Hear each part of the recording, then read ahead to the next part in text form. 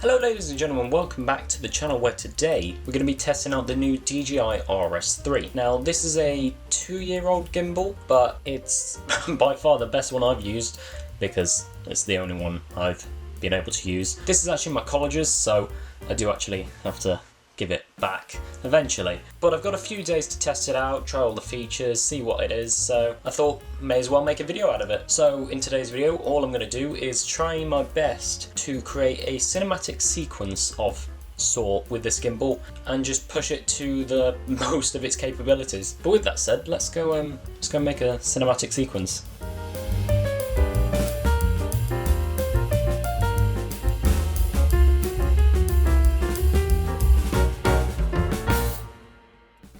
So, I'm going to attempt something different in this video where I'm actually going to voice over some footage that I recorded earlier. So, I know what's going to happen, but it's a new thing, so bear with me. So, since I didn't have an ND filter on me, I needed to stop down my aperture to like a really high number, meaning that the bokeh in the image isn't as great, but to be honest, since I'm shooting outside, it doesn't really matter since I'm not shooting a specific subject or anything, so I really didn't mind. So as you can see, I'm trying to shoot this tractor in a field through the gate, but whilst trying it, I bumped the gimbal on the fence, so I decided to shoot over or through it instead. Here's a better shot of the actual tractor. So what I tried to do was go up really slowly towards the gate and then go through to get the tractor.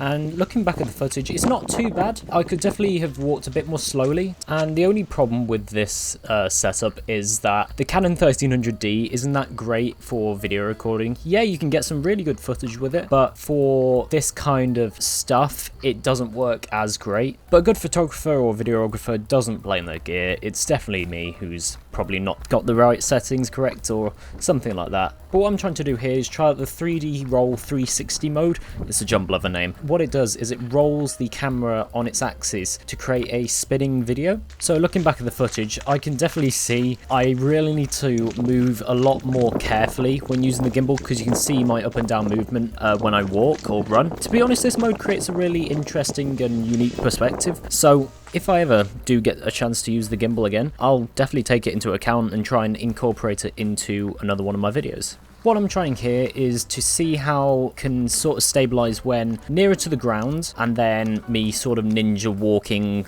/ running at decent speed. I can see I'm going quite fast. But no, I really had to play around with this footage because it was really dark. I recorded it with the wrong ISO settings, the wrong everything. But to be honest, it's actually pretty well stabilized for considering how like fast I was going at the time. Don't forget, this is my first time properly trying out a gimbal. Obviously, I'm doing things wrong in this video, and I should have probably looked at some tutorials and like movement techniques. Here you can see I'm actually setting the right settings for the camera, so hopefully the footage from now on is actually viewable. But here we go, another running test. This time I'm actually pointed up and straight in front of me and holding it with 2 hands, so you can see how much my little action camera's shaking there. But let's have a look at the footage. But yeah, you can see just instantly how much the gimbal's actually smoothed out, what all the bumps and all the movement that's happening in the scene. And I can imagine if I actually tracked a subject whilst running and stuff like that, it would perform a lot better because I'm actually focused on a moving target instead of just running aimlessly down the road. Yeah, I continued walking and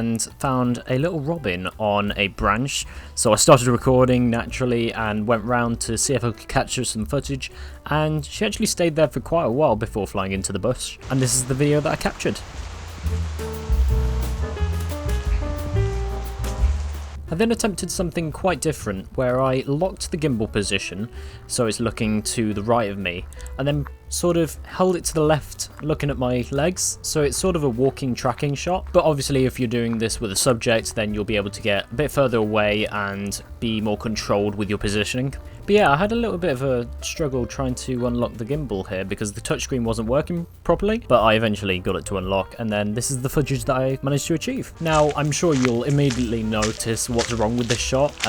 Firstly, the brightness and exposure of the actual image is terrible because since I'm not actively looking at the monitor because it's down by my feet, I can't check until after I've done the shot, and I didn't just decide to redo it afterwards. And the second problem was the fact that I was wearing dark clothes clothing, which, because it was so dark in the scene, it blended in and it was basically unusable. Here I'm trying a new shot idea where I'm getting close to the subject and then slowly panning backwards to create this cool little shot here, which when reversed we can make it so it's perfectly focused on the subject when it reaches the end of the movement. And then we've got this little failed shot here where I tried to make it so the shot is gliding over the little puddle, but I completely messed up my focus and didn't realise until later, so the end shot is just terrible. But you see, including these failed shots means that when I rewatch this video later, I'll notice and make sure that I don't make these same mistakes again. But here you see I noticed this archway in the bush and decided,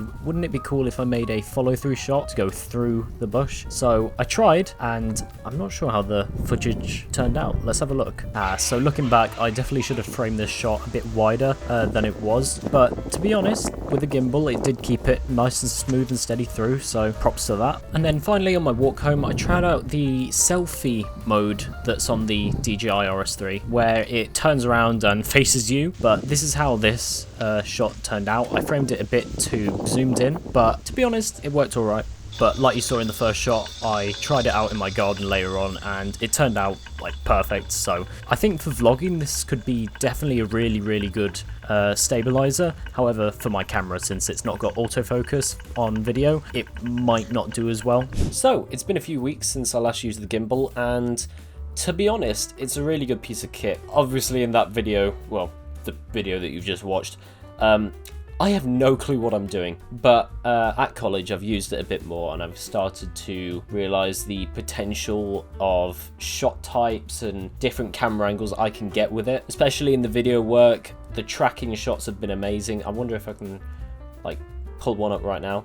This is from a short film that we're currently working on. Yeah, it's such an amazing piece of kit. We've got some new 4K cameras for it at college, so that have autofocus, and it just really works well in conjunction, especially since the gimbal can do Bluetooth. So you can do Bluetooth control from the camera to the gimbal, so when you click the record button on the gimbal, it records on the camera. It's really cool. So thank you for watching this short piece of video. It's definitely not one I'm really proud of. I mean, the shots I got with the gimbal weren't the best, but considering it was my first time trying it out and it was just a one-man crew, I was filming myself, I think I did not too badly. But yeah, thank you very much for watching, and I'll see you in the next video. Goodbye.